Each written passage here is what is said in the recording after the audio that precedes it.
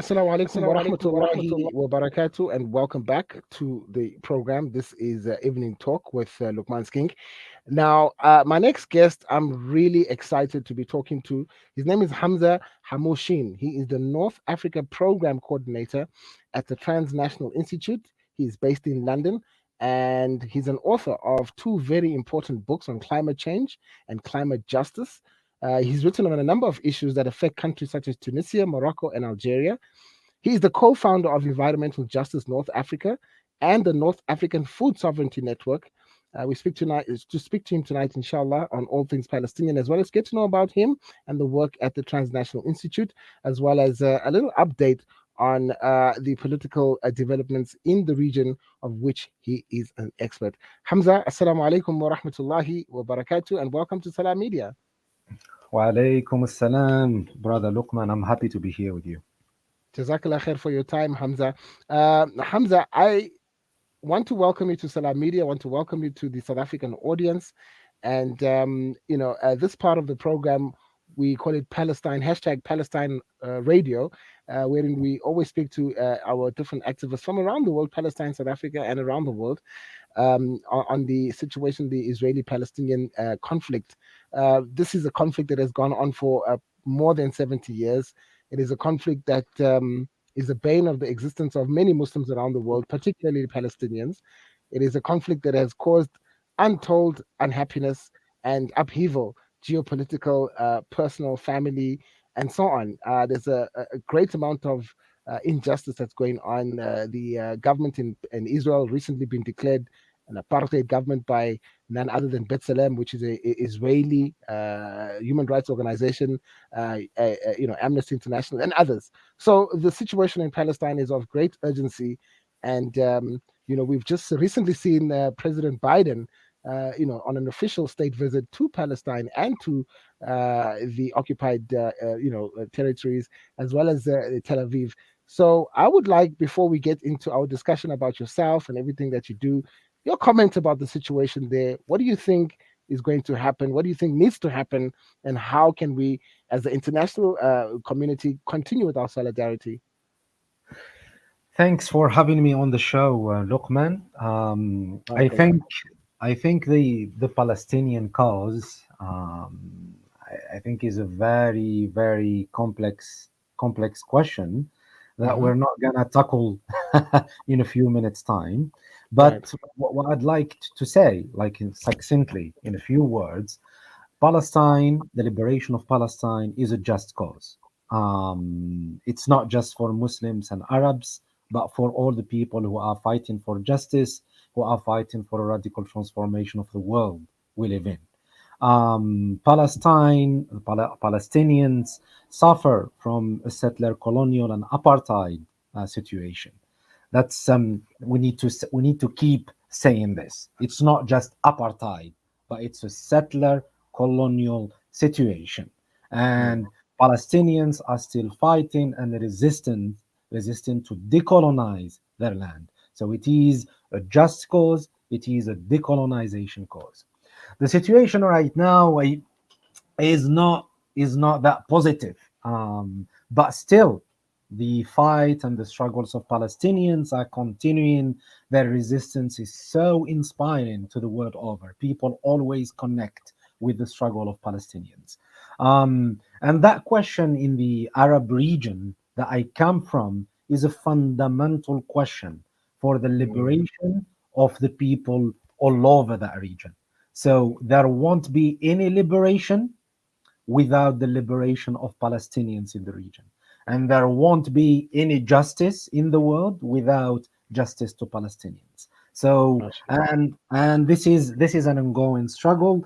The situation, the geopolitical situation, is not great with the recent developments that we started seeing since 2020 with the normalization of relations with the Zionist entity, with the state of Israel, from the United Arab Emirates to Morocco.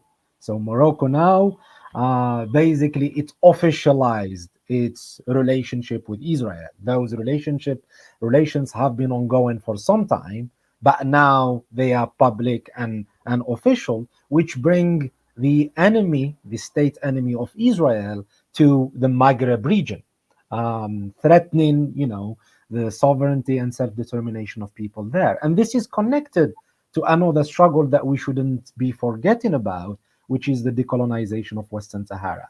Because if we remember correctly, when Trump brokered that deal between Morocco and Israel to normalize the relationship, it was done at the expense of recognizing Moroccan sovereignty, which means Moroccan's occupation of Western Sahara. So you mentioned the recent Biden visit. I'm no expert in the geopolitics of the region, but I follow what's happening. For me, Biden's visit basically was about Israel, was about normalizing Israel's relations with other powers in the region, including Saudi Arabia. We've seen that Saudi Arabia opened its airspace, to Israeli flights. It's about the integration of Israel into the political and economic, system in the region. And Israel has been playing that particular role in U.S. foreign policy of dominating the region, continuing the imperialist domination of the U.S. in the region. So overall, maybe the situation is looking bleak for Palestinians and for other people who are fighting for their self-determination and for radical democracy in the region. But people will keep fighting, people will keep rising in order, to demand radical change. And we've Mm. seen that in two waves of the Arab uprisings in the region. Speaking about Arab uprisings, the Arab Spring started in Tunisia and really just spread throughout the Arab world. We also saw the toppling of Hosni Mubarak, strong man that had been in power for decades. And but now we find that Tunisia is, the cause of some concern. I'm going to move away from the Palestinian situation and more to the Morocco, Tunisia, and Algeria situation. Tunisia is showing signs of concern. We have the president, Kais Said, having his referendum, and putting out a new constitution. Is he spoiling to set up another dictatorship in your assessment of the situation there? I always like, I don't know if this word exists in English, complexify the question and Okay. add some more complexity, because it's not my answers are not straightforward. Is he's spoiling or not? It's not that black or white. Okay. But what I'd like to say, first of all, I think maybe we should put some numbers on the table. First of all, around three-quarters of Tunisians did not go to vote in the referendum. That's one thing. So the turnout was around 27%. And among those 27%, it's around 92% who voted for that constitution proposed by Kais Saied. So if we are abiding by the liberal democratic criteria that focus a lot on just elections, yeah, this is democratic. But if we are talking, we have other criteria of radical participatory democracy that involves people, that Hmm. really reflect, the opinions of people. I don't see it as a democracy when three quarters of the population did not vote, which means they Mm. are uninterested in voting and they were not convinced by Qais Said's project. But the issue goes much deeper than this, because we need to have a longer term view of what happened since the revolution in Tunisia in 2010 and 2011. As any revolution or uprising in the region and beyond, um, revolution comes with counter revolutions. The old regime or the ancien regime or the old ruling classes or the entrenched economic interests always fight back.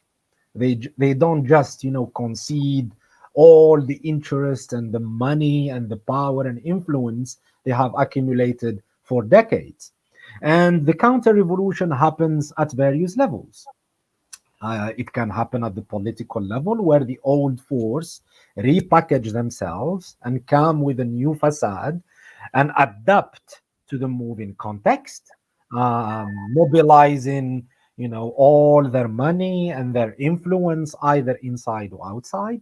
And it can be much more, how can I say, much more dangerous and treacherous when it comes to the economic sphere, Mm, because since 2011, and I would say like 2 years later, 2013, what happened is just a neoliberal counter revolution trying to implement the same economic policies that led to the uprisings in the first place.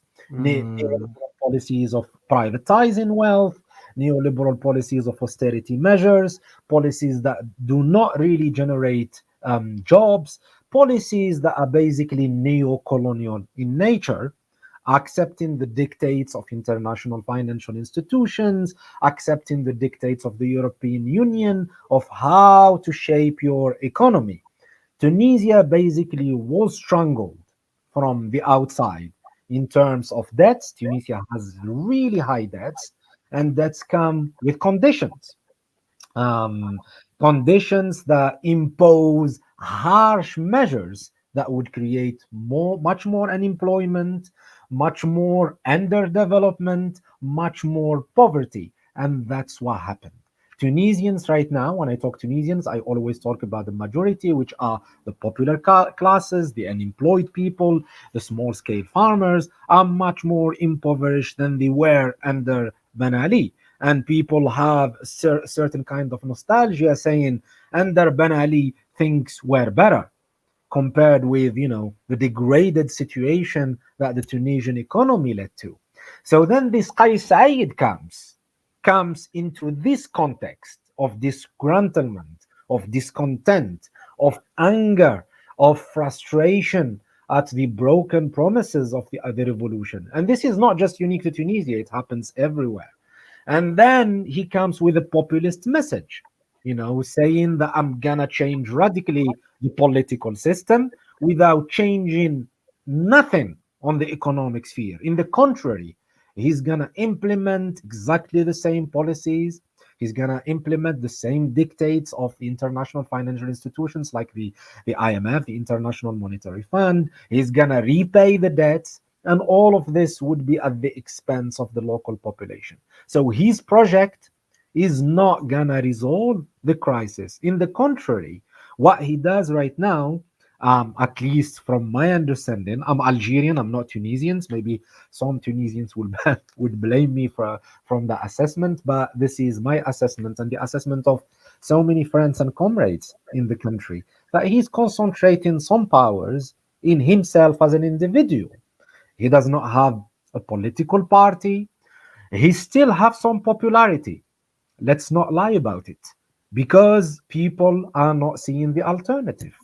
The progressive and lefty forces of opposition are so fragmented and weak, and they are not offering the alternative. So he is in a kind of a vacuum, and I feel things are gonna get worse. hmm. Fantastic answer. I mean, that was great. I think you've really schooled us there, Hamza. I really wanted to get to something that you are really passionate about, and that's climate justice, climate change. In the two books that you've written, you make the case for climate change, for climate justice. Um, we in South Africa, in this part of the world, I know you're speaking to us from London, but we in this part of the world are grappling with that just transition that everybody's talking about, transition from fossil fuels to renewable energy and the like. It's a huge debate in our country. We have our minerals minister saying that we are not going to forsake coal. Coal has been good to us for all these years, and but then we have our president that goes to COP 26 and the G7. He gets money, and, Hmm. and that money is for just the just transition. So Okay. we're scratching our heads here, and we're living under blackouts and rolling blackouts, and we're thinking, no. with the energy crisis, it's just baffling everybody. But you have actually looked at that subject, and in the North African context, how seriously do governments in North Africa, Tunisia, Algeria, um, uh, you know, um, Morocco, how seriously do they take the climate justice discussions, climate change issues? Yeah, I think this is a great question, but before I get to it, I always try to answer at a global level, so Yes. we don't just end up, blaming our own government. Our own government definitely have a responsibility. Our ruling classes definitely have a responsibility in the theft, of resources, and the mismanagement of our economies. But then when we look globally, is the just is the transition or the just, let's not just get to just transition yet. Let's forget about the just element in the transition. Is the transition to renewables happening really? Is the green transition underway? If you look at the numbers, this is not backed by the numbers. Only around 10% of the worldwide energy mix is coming from renewables, and I mean solar and wind. If you include nuclear, hydropower, and biomass, I think you'll reach 20%. So 80% of our energy use still comes from fossil fuels. And when you look at the trend and the speed of that movement to renewable, it's still very slow compared with the development of new fossil fuel projects.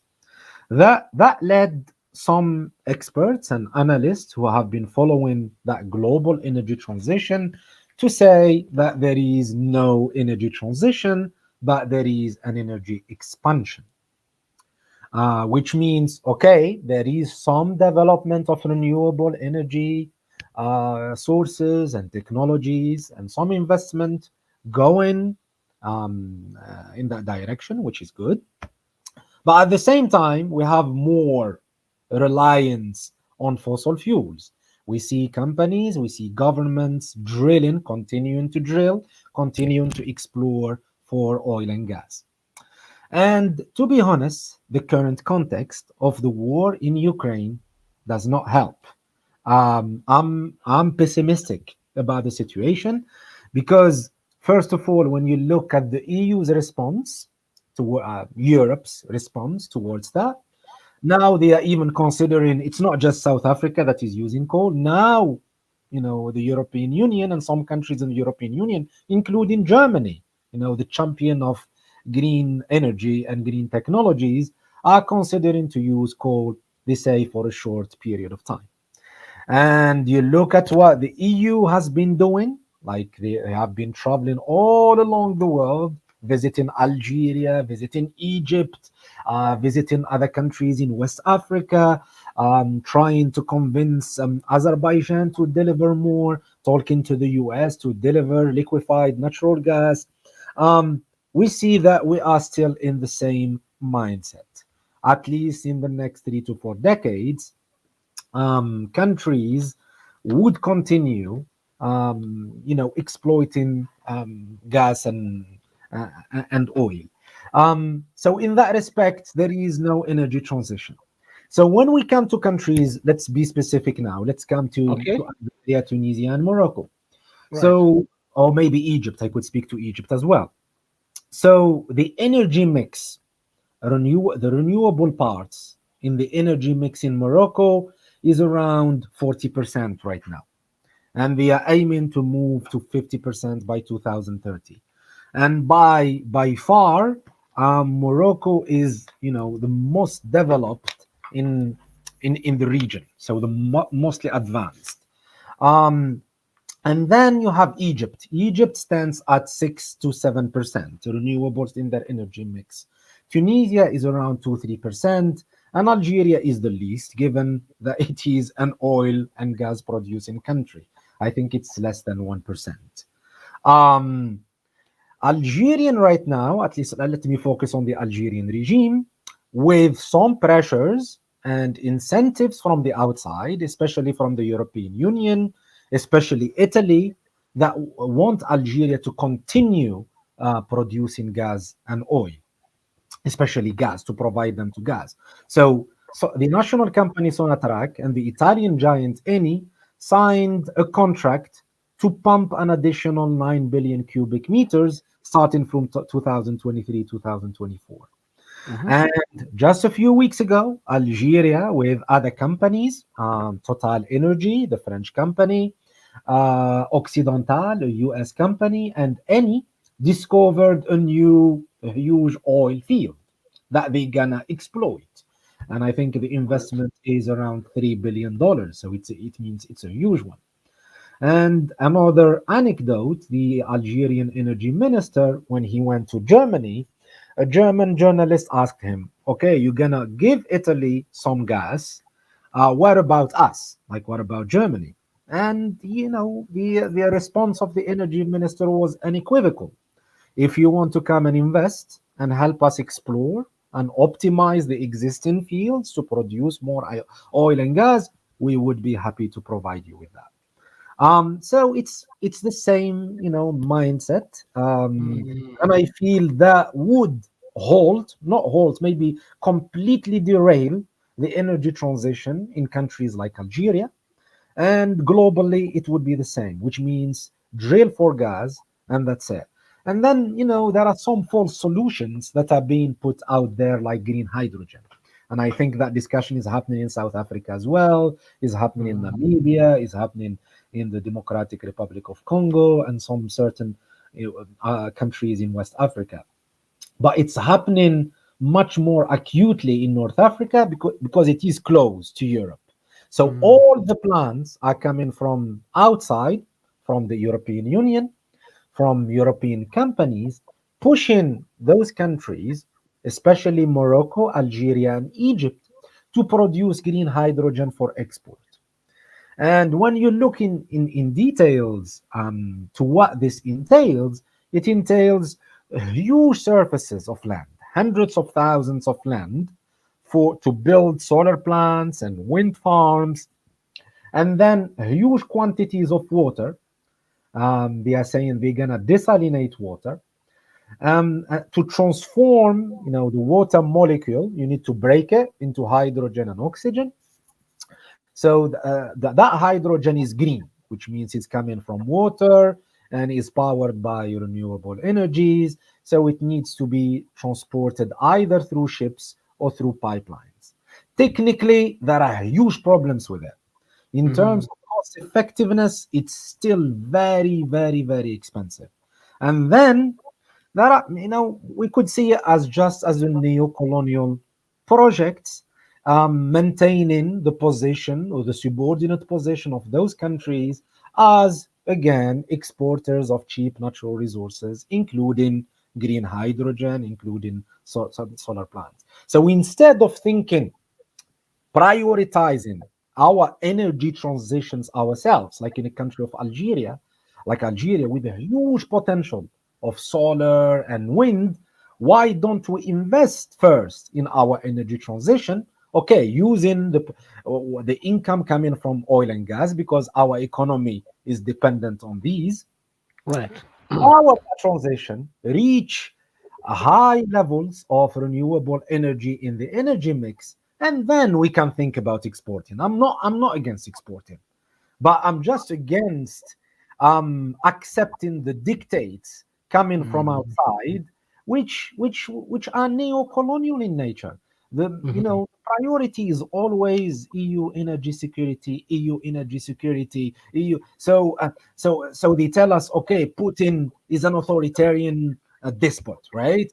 And what they do, they go and get oil and gas from other authoritarian regimes. It's not hypocrisy. This is, for me, they have been consistent in what they've been doing. Always Mm. their priorities, and whatever happens, we get it from criminal regimes like Saudi Arabia. Saudi Arabia and United Arab Emirates are committing a genocide in Yemen. But they are the friends of the West. They are the friends of Biden, right? Um, so yeah, I don't know. A lot of contradictions that I don't we need to grapple with. I don't see it as a just transition, to be honest. Just Mm, transition needs to be, in the control of the local communities, needs, to democratize the local systems. Algeria is run by a military dictatorship.